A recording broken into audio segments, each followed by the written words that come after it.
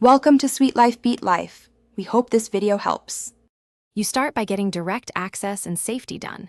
Park level, chalk wheels, set the brake, then lift and support the car so you can work under the control arm.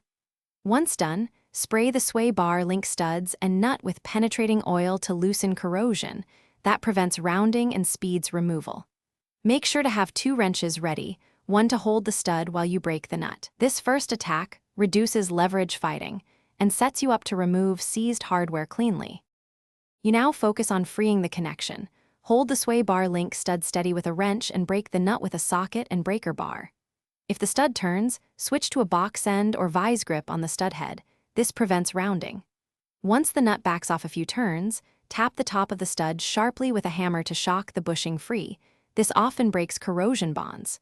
Make sure to reapply penetrating oil between attempts. It soaks in and eases removal.